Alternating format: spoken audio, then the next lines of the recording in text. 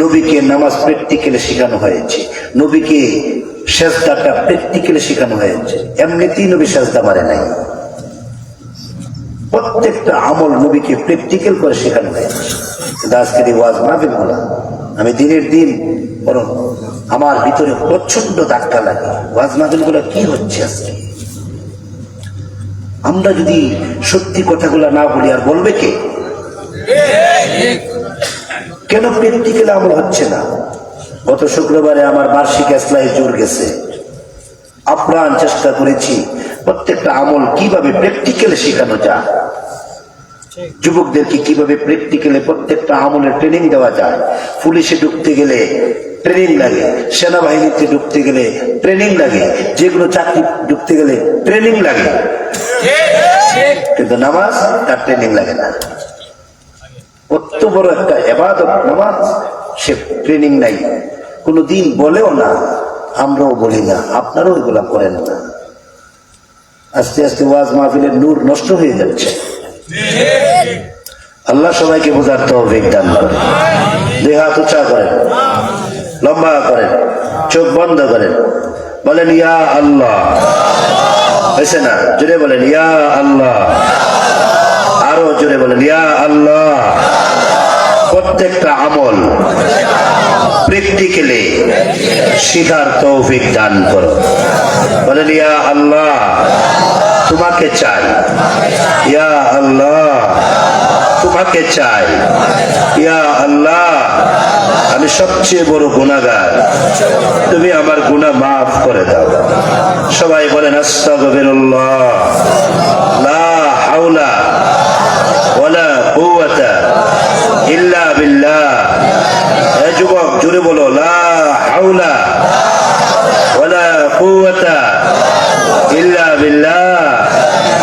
যে যেখানে আছেন আমার সাথে বলেন আস্তাগফিরুল্লাহ, ইন্নাল্লাহ গফুরুর রহিম। হাত নামান। কষ্ট হয়েছে আপনাদের? প্র্যাকটিক্যালি কিছু আমল করুন। বুকে হাত দেন, ডান হাতটা বুকে লাগান, বলেন আমি সাক্ষ্য দিচ্ছি। বাম হাত একটা আঙ্গুল, এক আঙ্গুল, পাঁচ আঙ্গুল না, এক আঙ্গুল, এক আল্লাহ ছাড়া, এক আল্লাহ ছাড়া আর কোন মাবুদ নাই, তিনি এক, আল্লাহ এক, আল্লাহ একক, তার কোনো শরীক নাই, তার কোনো শরীক নাই। কথা বলেন ঠিক কিনা? আরো জোরে বলেন ঠিক কিনা? আল্লাহ কোনো শরীক আছে? নাই। আবার বুকে হাত দেন, বলেন আমি আরো সাক্ষ্য দিচ্ছি হযরত মুহাম্মাদুর রাসূলুল্লাহ। সবাই একসাথে বলেন সাল্লাল্লাহু আলাইহি ওয়াসাল্লাম। আরো জোরে বলেন, আরো জোরে বলেন সাল্লাল্লাহু আলাইহি ওয়াসাল্লাম। বলেন আল্লাহ তাআলার প্রেরিত রাসূল এবং প্রিয় বান্দা। প্যারে হাজরিন, আমি আপনাদের সামনে সবচেয়ে বড় সূরা, বলেন সবচেয়ে বড় সূরা, সূরাতুল বাকারা। সূরাতুল বাকারা 186 নং আয়াতে কারীমা তেলাওয়াত করেছি। আমার নবী, আপনার নবী, প্রিয় নবী হযরত মুহাম্মাদুর রাসূলুল্লাহ। আর একটু জোরে বলেন না, সাল্লাল্লাহু আলাইহি ওয়াসাল্লাম এর সহিহ হাদিস থেকে ছোট্ট একটা হাদিস আপনাদের সামনে পেশ করছি। যে বিষয়টা আপনাদের সামনে তুলে ধরতে চাই, বিষয়টা হলো, বলবো, শুধু নামাজ, শুধু রোজা, শুধু হজ, শুধু যাকাত, শুধু জিকির আজকার, শুধু তেলাওয়াত, এগুলাই শুধু ইবাদত না, এগুলাই শুধু ইবাদত না, বরং একটা মুসলমান সে যদি পেশাব করে নবীর তরিকায়, সে যদি বাথরুম করে নবীর তরিকায়, মুসলমানের পেশাব, মুসলমানের বাথরুম ইবাদত হয়ে যায়। মুসলমানের পেশাব ইবাদত, মুসলমানের বাথরুম বলেন না ইবাদত, বলেন ইবাদত। মুসলমানের বাজার সাজার জোরে বলেন না, শুধু বক্তারে ওয়াজে লাগাই দিয়েন না, আপনারাও কিছু ওয়াজ করতে, আপনারাও বক্তার সাথে কথা বলতে হবে ইনশাল্লাহ, বলেন না। আপনি দেখেছেন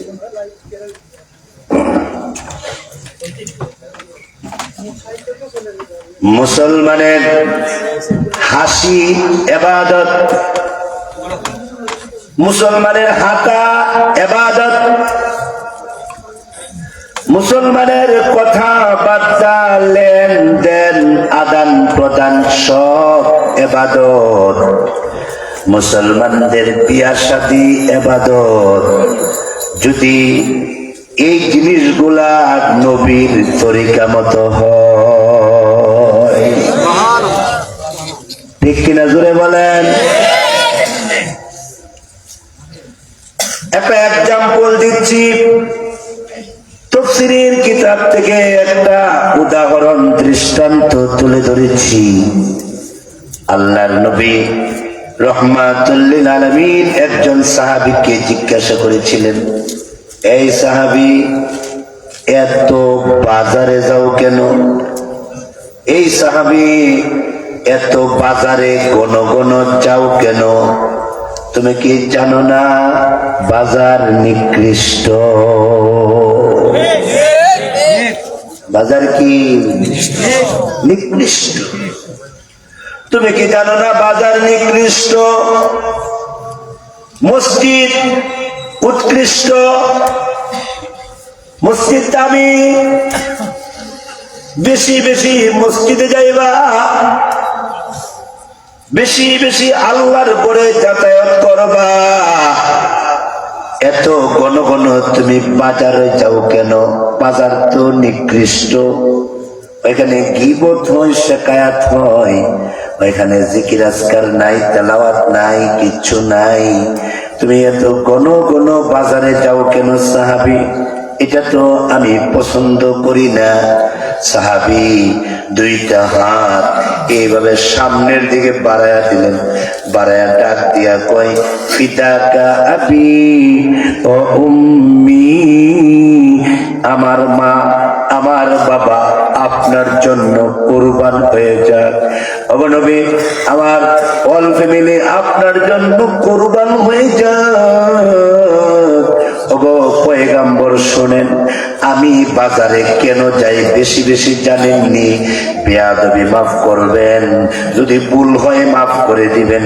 আমি বাজারে বেশি বেশি যাই এই জন্য যে বাজারে বেশি বেশি মানুষ পাওয়া যায় আর বেশি বেশি সালাম দেওয়া যায়।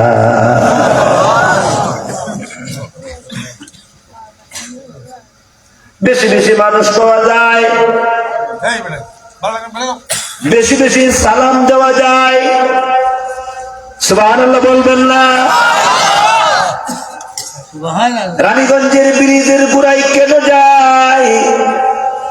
আড্ডা মারতে যায়, কিন্তু এমন যুবক কয়জন আছে রানীগঞ্জের ব্রিজের গোড়ায় যায়, বেশি বেশি মানুষ পায়, বেশি বেশি সালাম দেওয়া যায়। এই নিয়তে কয়জন যুবক যায়? সাহাবী ডাক দিয়া কয়, বেয়াদবি মাফ করবেন পয়গম্বর, বাজারে বেশি বেশি মানুষ পাওয়া যায় আর বেশি বেশি সালাম দেওয়া যায়।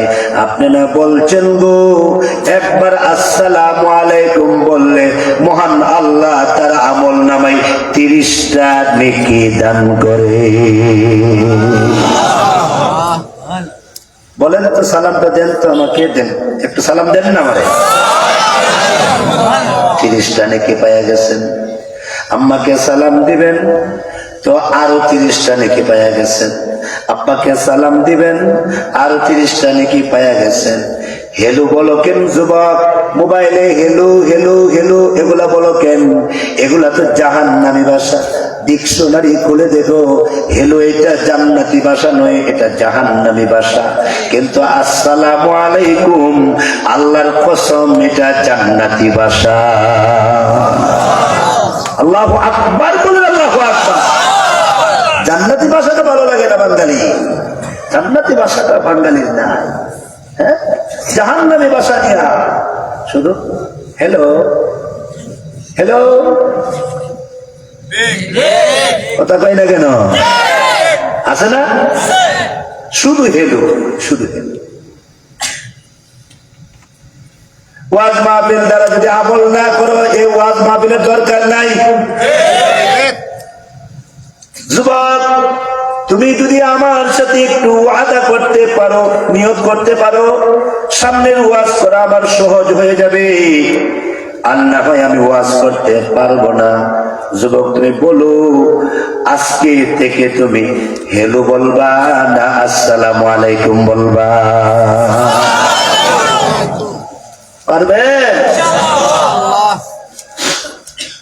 তাফসীরের কিতাব থেকে শোনায়া দেয়া যায়, আল্লাহর কোন বান্দা যদি ঘরের ভিতরে প্রবেশ করে আসসালামু আলাইকুমের মাধ্যমে, আল্লাহর কোন বান্দা যদি ঘরের ভিতরে প্রবেশ করে কিসের মাধ্যমে? জোরে বলে না, আসসালামু আলাইকুম এর মাধ্যমে যদি আল্লাহর কোন গোলাম ঘরের ভিতরে প্রবেশ করে,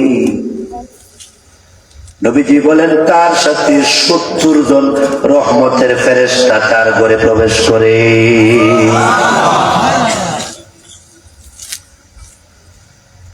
কেন আলেমদের সোহবতে যাবে না?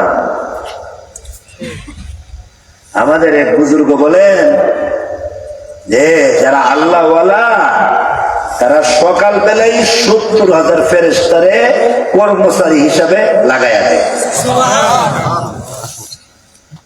আমাদের প্রত্যেক আল্লাহওয়ালাদের জন্য সকালবেলা 70,000 ফেরেশতা কর্মচারী, আবার সন্ধ্যার সময় 70,000 ফেরেশতা কর্মচারী। আমাদের 70,000 কর্মচারী সকাল বিকাল আপ ডাউন ডিউটি করে, 24 ঘন্টা ডিউটি করে। সুবহানাল্লাহ বলবেন না? তো এই কথা শোনার পরে এক লোক কয়, আপনার মাথার তার আছে? আপনার মাথার তার তো একটাও নাই। কেনে? 70,000 কর্মচারী একজনের আছে, পৃথিবীতে কোন দৃষ্টান্ত আছে নাকি? আমি মিয়া 20টা ফ্যাক্টরির মালিক, ঢাকা শহরে আমার 10টা বাড়ি আছে, গুলশান, বনানী, ধানমন্ডি, উত্তরা, এমন দামি দামি এলাকায় আমার 10টা বাড়ি, এরপরে আমার 20টা ফ্যাক্টরি, আমার 70 জন কর্মচারী আছে, 70 জন কর্মচারী। এখন ওই আল্লাহ কয়, আপনার 70 জন কর্মচারী আর আমার 70,000 কর্মচারী।